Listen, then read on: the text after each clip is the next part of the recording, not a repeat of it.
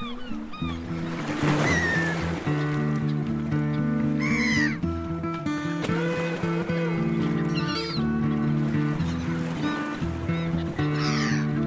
and welcome to the Seacreatures Podcast, a show all about the amazing animals that live beneath the waves. Each episode we chat about a specific sea creature with a guest who has spent time and interacted with this ocean animal. Our guests range from marine biologists to divers to underwater photographers, citizen scientists, and people that have an intense passion for marine life. My name is Matt Testoni and I'm all of the above. And joining me for this episode of the Seacreatures Podcast is Sam Riley, and he's a marine biologist, underwater photographer, and expedition guide. And we're going to be talking all about leatherback sea turtles. And Sam actually spent a fairly large amount of time working with them in Africa. So we're going to hear a little bit about that. Welcome to the show, Sam. Thank you. Appreciate it. How did you get involved with leatherbacks? So the research that I was doing with leatherbacks was in Equatorial Guinea, which is a country in West Africa that's kind of nestled. It's a tiny country, one of the smallest in Africa, actually, and it's nestled in between Cameroon and Gabon. And I was actually on an island called Bioko that was just offshore of Cameroon, actually, but it's territory of Equatorial Guinea, and it's where the biggest city in Equatorial Guinea is. But it's an amazing island that I'll go into some of the reasons that it's so cool later. But it has very healthy populations of several species of sea turtle. I was doing research on them for 5 months during the nesting season there. And I mean, out of all like marine biology research, is that one of the coolest research things you can do? Like turtle research on an island in Africa? Yeah, it was a pretty unreal experience living on Bioko Island. It's kind of a crazy place in a lot of ways. The island is about 70 kilometers long and has about 150 kilometers of coastline, and about 34 kilometers of that is suitable habitat, nesting habitat for sea turtles. And a smaller portion of that is for leatherback sea turtles. And where we actually were was in the southern side of the island, which is all national park. And basically the whole southern third of the island is pretty much uninhabitable, except for there's one tiny village at the bottom of about 50 or 60 people, which are a group of booby people, which is the native race down there, of which turtles are actually an important aspect of their culture. And yeah, so we're situated on those southern beaches at a field camp 10 kilometers from the nearest road. And we were camped out on the beaches on this little bluff. It was really an amazing experience. And then just spending the nights out searching for turtles, just so cool. Cool. So searching for like mainly leatherback sea turtles, I presume, and tell us what they are exactly. What's a leatherback sea turtle? Leatherbacks are a really, really unique animal. Not only are they unique in the sea turtle world, they're actually very different than most other sea turtles, and in fact are in their own family. But they're also very unique in the reptile world. So the first thing that you're going to notice about a leatherback sea turtle when you see one is their size. They're absolutely enormous. The carapace, which is the shell, is about 1.8 meters in length, which is about 6 feet long. So huge itself. And then you add the massive head and the tail onto that, and they can reach about 2.2 to 2.5 meters. And then on top of that, they can have a wingspan. So they have really long flippers in the front, and the wingspan can be about 2.75 meters or 9 feet in length. So these are absolutely massive turtles. They can weigh up to 930 kilograms or 2,000 pounds, which is about the size of a Volkswagen Beetle car. So really massive. And to put that in perspective as well, if you've ever been diving on the Great Barrier Reef or in the tropics somewhere and you've seen a sea turtle and you've thought, wow, that thing is massive. These guys are double the length of the next biggest sea turtle and 3 to 4 times the weight of the next biggest sea turtle, which is a loggerhead actually, which is also kind of unusual to see. So if you've seen a sea turtle out diving and you thought it looked really big, you haven't seen anything, because these guys are absolutely massive. So that's one thing. And then if you look at the shape of them as well. They're quite different than other turtles. The carapace is actually more of a teardrop or torpedo shape. It starts really broad in the front and narrows towards the back. They actually remind me sort of bodybuilders in a way. They have these massive broad shoulders that are super muscular and, huge foreflippers. And then they've got like a massive chunky head and neck. And then it all tapers down into like super narrow hips. They're almost like chicken legged with these tiny little legs in the back. So, so very bodybuilder like. Yeah, bodybuilders of the sea turtle world. I love it. Yeah, absolutely. And then there's a few other things that make them really unique. So they don't have a hard bony shell with scutes or plates on it like other sea turtles do. Instead, it's more of a leathery, kind of rubbery, tough skin that is actually infused with thousands of embedded tiny little bone plates for structure and strength. Yeah, so they don't actually have scales or scutes, and it's not bony. It's actually soft and quite flexible, which is pretty unusual. And they have 7 ridges that are raised that move lengthwise down the back, which make them more hydrodynamic and gives them a pretty sleek, cool look. The coloration is sort of an inky blue, sometimes almost black, very dark in color, but they're freckled with white spots all over the head and neck, and especially around the limbs as well. And then when you see them in pictures, you often will see the skin will have kind of reddish or pinkish coloring, because usually photographs are taken on the beaches. And that's actually their skin flushing as they're trying to get rid of excess body heat, because they actually overheat a lot during the nesting period when they're crawling up onto the beaches, trying to drag their 2,000-pound bodies around. So it's like they're blushing, like, yeah, exactly. To get rid of the heat. Yeah. And you can see that because it's so significant. Yeah. And with the head, I just want to set the scene because, like, in my mind, when I first saw a leatherback turtle, I was quite surprised because, I'm used to seeing your hawksbill who have this like real sharp beak. But then a leatherback, it's quite a different looking face. Some people might say it's ugly. I would say it's beautiful, but it's definitely different to a normal turtle, isn't it? Yeah, it's very different. Their jaws are designed differently because they actually they have a different food source. So most sea turtles are eating hard-bodied organisms, and they have these sort of crushing jaws that assist in that. These guys actually feed only on jellyfish. So they really don't need strong jaws at all. They have more scissor-like jaws that kind of cut into the jellyfish. And then they have these backwards facing spines actually called papillae inside the mouth and throat, which actually help guide it back down. But yeah, so they actually have quite weak jaws, and they look very different than other sea turtles. And another thing that people often point out when they see leatherbacks on the beach regarding their head is that it often looks like they're crying when they're up on the beaches. And the reason for that is they actually have enormous salt glands, because eating jellyfish, they're just swimming around with their mouth open a lot and taking in a lot of salt water. So like most marine vertebrates that aren't fish, they need a way of getting rid of that excess salt. So when they're out on land, they're actually just exuding this kind of mucousy slime that comes out from the eyes. It comes out just from the base of the eyes. And it does kind of look like they're crying, but you can be reassured that in fact they're just getting rid of that excess salt that's built up in the system. Yeah. Wow, that's amazing. Like, I did a fair bit of research for this turtle, and I did not come across that. So that is yeah. And cool, an interesting fact actually is that the salt glands are bigger than their brain because they're that important to the turtle.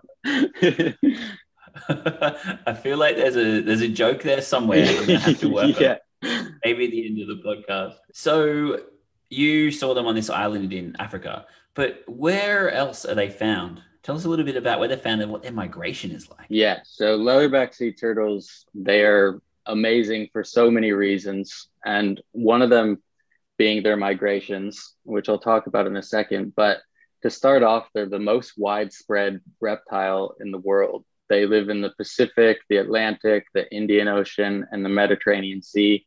They're basically everywhere except for the polar regions in a saltwater environment. But because they're feeding on jellyfish, they feed pelagically, which means that they're out in the open ocean and they're feeding in very deep water. So yeah, they actually utilize a lot more of the ocean environment than other species of sea turtles that tend to hang a lot in coastal areas, feeding on those more hard-bodied organisms. And as far as the range goes, what's amazing is they're sometimes called polar reptiles.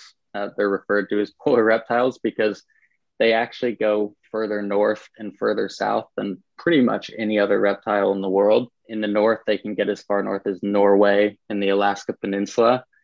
So very cold, frigid waters, as you can imagine. And in the south, all the way down to New Zealand and Cape of Good Hope in Africa, and then to southern Chile as well. So it's really interesting because they breed in the tropics, but their feeding grounds, because there's usually higher productivity of jellyfish and those sort of types of organisms in cooler waters.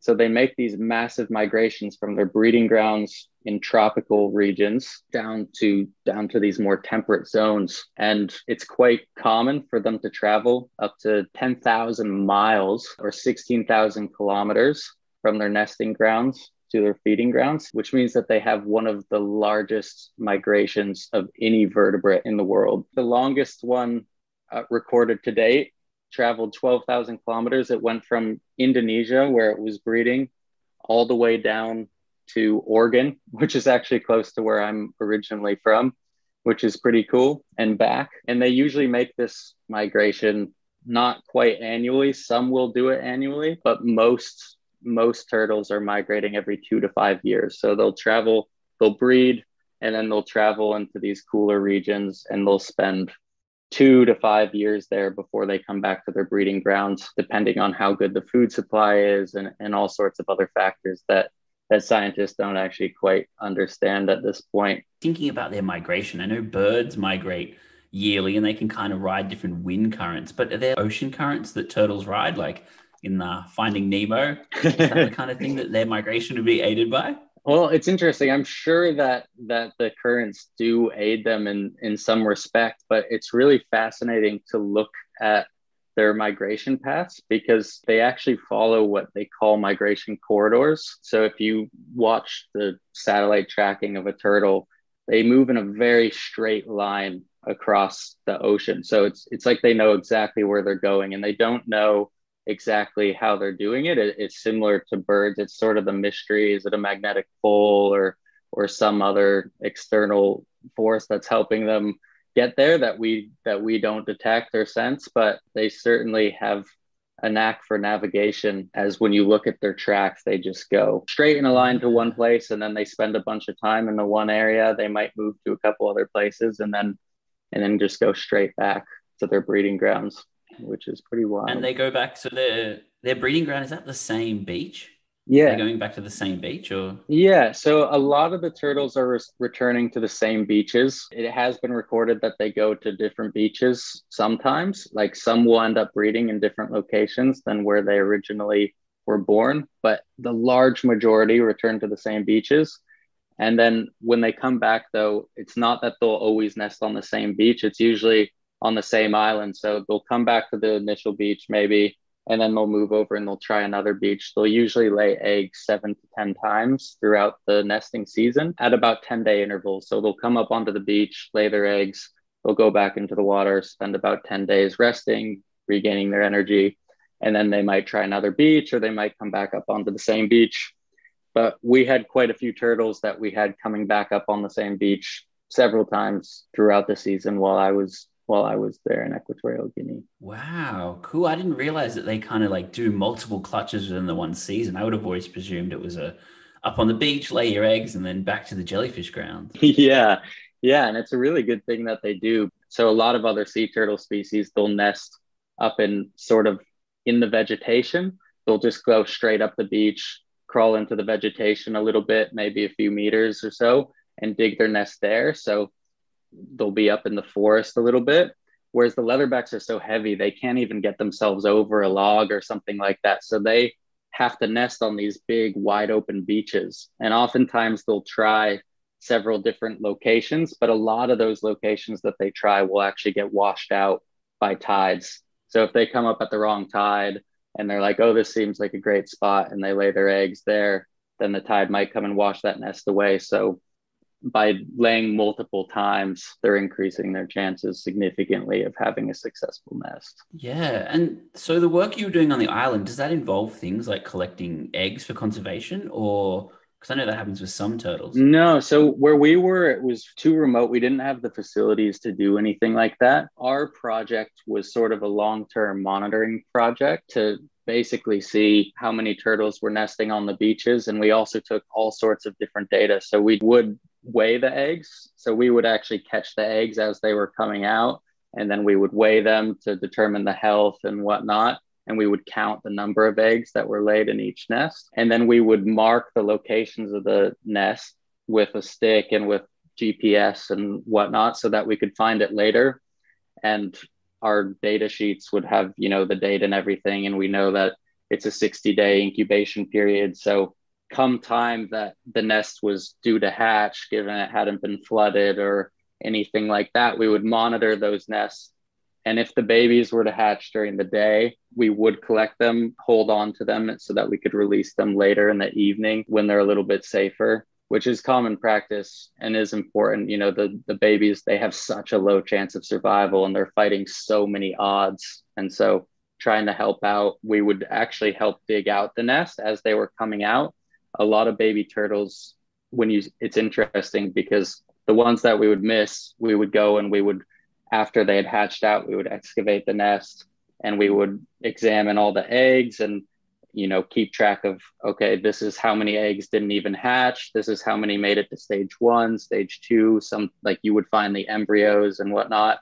And then there would often also be baby turtles that, just didn't quite dig their way all the way out of the nest. So by going and actually finding the nest and digging those extra baby turtles that are having a hard time, we are hopefully benefiting them in some way. And then we would just release them in the evening back at their nest site. Wow. And then, try to protect them from crabs and other predators that were coming in. Yeah. And I mean, are baby turtles as cute as they sound though? That's a weird question, but I have to ask. Oh yeah, absolutely. They're super cute. These guys, baby leatherbacks they'll fit in the palm of your hand and they have huge eyes. They're ridiculously cute. And they have leatherbacks, especially since they have those soft shells.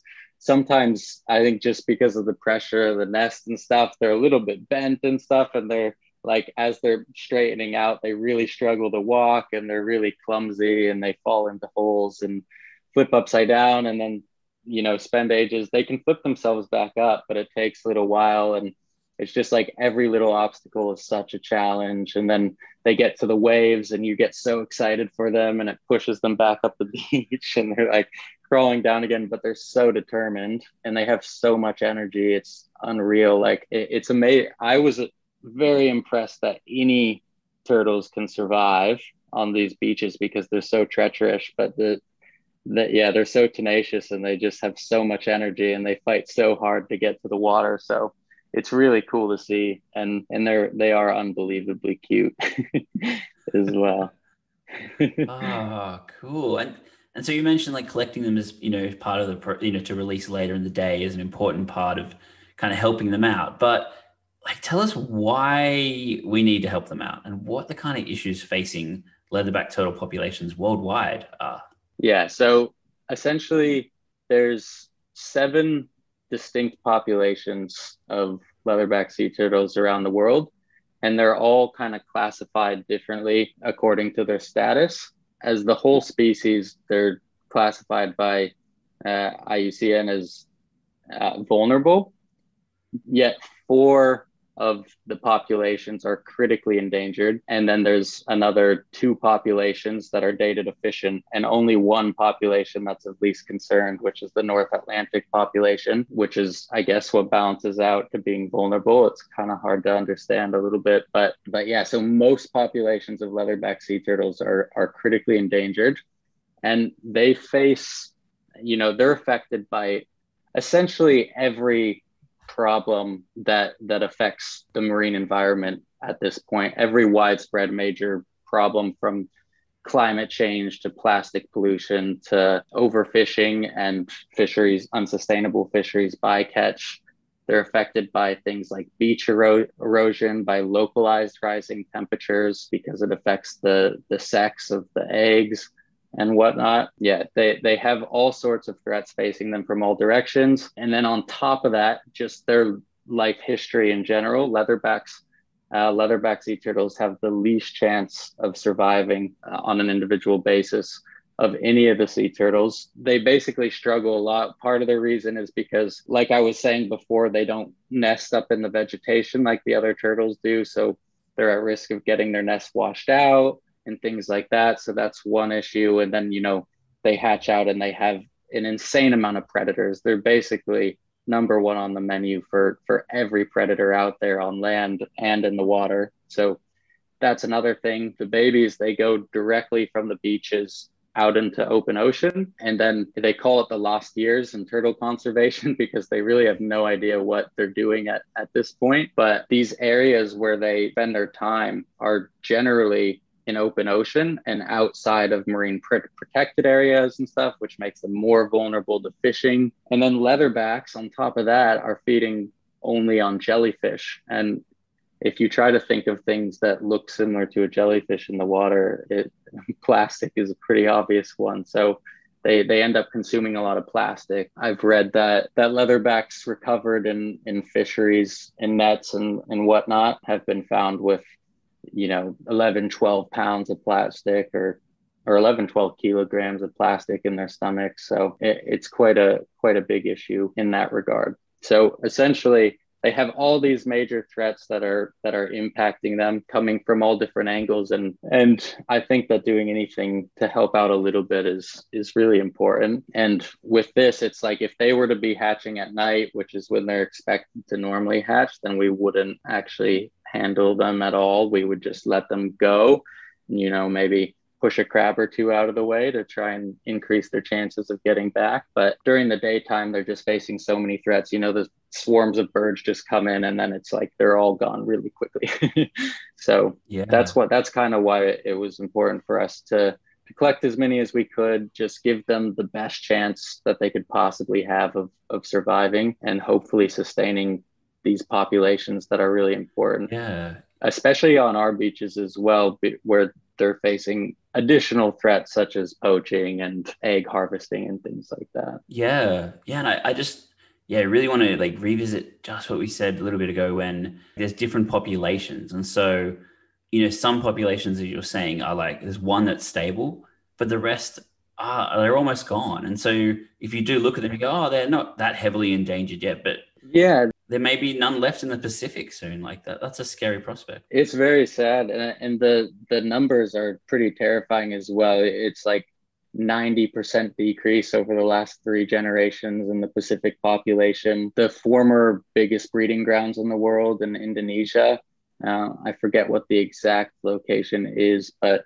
went from up until 1956 having around 10,000 nesting leatherbacks, or at least nests per year, and now they get about 1 to 2. So yeah, some of these populations are in drastic decline, most of them actually, and but there is that one healthy population which keeps the species in balance. But it's good that they've separated it out so that they can say these 4 populations are critically endangered. Unfortunately, the population that I was working on is data deficient, so they don't actually know with that one. Well, to bring it back to a bit of a high note, you worked on the beaches for quite a long time. Do you have any really cool stories about these turtles, or stories that stick in your mind? Yeah, absolutely.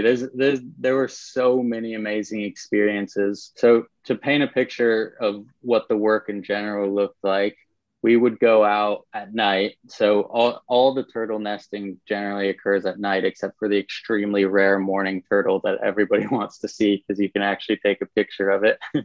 But so we go out at night, generally starting at 9 p.m. and we only had 4 people in our field camp. So we would usually 2 people would go out together from 9 to 1 in the morning. And then the next group would go from 1 to 5 in the morning, because our goal was to to actually find every single turtle that was coming up on the beach. And so we're walking these super remote beaches in Africa in the middle of the night. Oftentimes there's like a storm off in the background, but it's clear skies above you and you've got the full moon and you can walk without your headlamp or anything. And you're basically just walking along the beach looking for tire tracks going up, like tractor tire tracks going from the water up the beach. So even when it's pitch black on like an overcast night, we would still walk without headlamps because you were guaranteed if you walked over a leatherback track to step in that track, which looks like a tractor tire track, and you would notice that it was there. So you really didn't even need the lights. And they're also really noisy, so you can hear them exhaling like from 300-400 meters away. You'd hear this massive exhale and you'd be like, oh, there's a leatherback up on the beach up this way. And then you just you'd find the leatherback turtle, you'd see it, it's, you know, maybe coming up the beach, and then it will start digging out its nest and finding the spot that it's going to lay its eggs. And we would either then from there go looking for more turtles, because it takes a long time. They spend, you know, an hour and a half, 2 hours on the beach. So if they're, depending on where they are in the process, we just need to be there for when the eggs are being laid. So we would walk off, find some more turtles. Or if it was a really slow night, you know, just sit with the turtle and just listen to it, watch it. And it's such an amazing experience just sitting next to one of these enormous dinosaurs, essentially. And that is actually an interesting fact as well, that they have been around for over 110 million years. So they actually predate the dinosaurs as well, and they look that way too.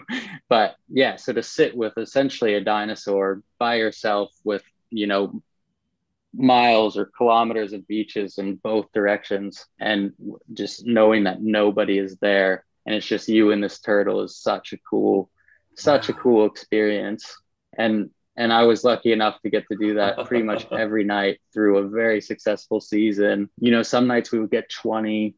I think our best night, we had like 27 leatherbacks come up on the beach, which is just unreal. You know, you go to other places where there's a lot of turtle tourism and they get so excited if they get one leatherback or two leatherbacks a season. Whereas we were getting 15 to 25 per night on these beaches, which was so cool. So the overall experience, incredible. As far as specific experiences, there was one time where I was hiking out to a transect that I was going to be walking, which was actually for a different work that we were doing. And I came across a mourning turtle. So a turtle that had just come up onto the beach. And this was right at sunrise. And I was by myself at least 10 kilometers from our camp and, you know, 25 kilometers from the village. And I saw this massive turtle coming up, and it was just starting to dig its nest. And I just sat with it for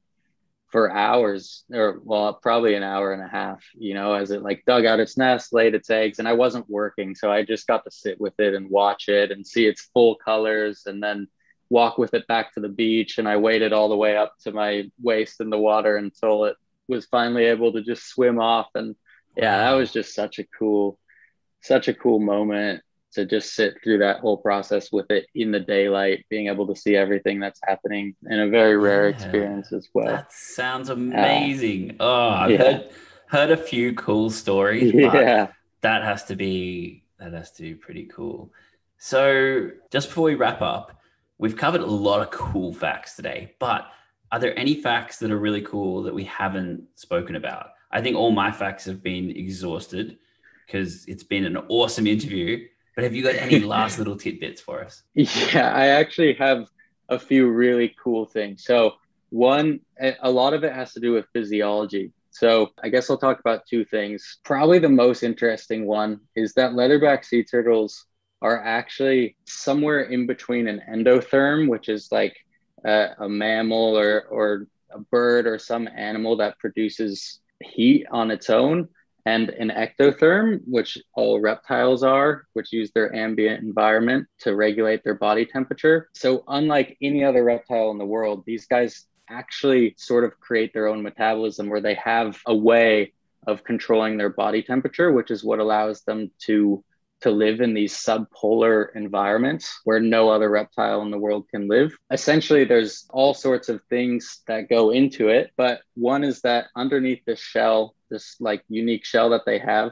have thick layers of fat that insulate the inside, almost like blubber. And what they've actually been deemed as, because they don't really know whether to call them endotherms, ectotherms, is what they're calling gigantotherm, which makes them one of the only animals in the world that's deemed a gigantotherm. I think there are endotherms that use the same sort of mechanisms to control their body temperature, but essentially what it means is that they're so large that they have such a big volume area and such a small surface area that they actually can preserve their heat really, really efficiently compared to other animals. So that's one cool thing. But what's really cool as well is that they use what's called countercurrent heat exchange. And I think it's easiest to explain it in another animal. And I can use seabirds, which use countercurrent heat exchange as an example. I guess penguins is a great example. But the reason I use a bird is because if with most animals that use countercurrent heat exchange, they're trying to preserve their core temperature, but they of course need to keep their extremities warm enough to function. So what they do is they actually have their arteries pumping warm blood out are very closely aligned with their veins, pumping cold or bringing cold blood back into the body. And what this does is there's a heat exchange that happens because they run so close to each other, and it allows them to not lose heat through their extremities. So that's why penguins' feet don't freeze when they're standing on the ice all day. And it also helps keep their body really warm. But what's crazy about leatherback sea turtles is they're the only animal in the world that does this same process, but in reverse. So they're so good at preserving their core body temperature just through their insulation and their fat layers that they actually are producing heat through locomotion in their flippers. And their flippers are actually an elevated temperature well above their core body temperature. And if they were to use the flippers too much, they would actually be overheating their cores without this mechanism of countercurrent heat exchange that keeps their flippers elevated and their core cool so that they can still use those muscles to function. So in birds and penguins, basically the idea is that all the muscles are kind of located in the core. There's very few muscles in the leg, and they basically use those muscles as like pulleys on tendons, kind of like a puppet to move their feet around. And so they actually need all that heat in their core to help those muscles function. Leatherbacks, all their muscle is external to their core, basically. Most of it is. So they're trying to maintain that body heat in the muscle mass by using this countercurrent heat exchange, which is super interesting. I don't know if I explained that well, but or in simple enough terms. Yeah, no, I get it. Yeah, it's just a heat exchange. And so like, like reptiles are often like lying in the sun to get hot, whereas leatherback turtles are trying to do the opposite almost. And I just keep Yeah. thinking of, they're diving and swimming and eating in such cold environments. And I know when scuba diving, there is no way I would ever be warm in some of those places that turtles are No. obviously getting rid of their heat, which is, it just makes me jealous. Yeah, no, and it's amazing because all other sea turtles are ectothermic. They're using the ambient temperature, which is why they're all confined to tropical regions. But leatherbacks are actually producing their own body heat through locomotion of their flippers, which is allowing them to operate in sub-freezing temperatures, which is amazing, especially for a Yeah. reptile.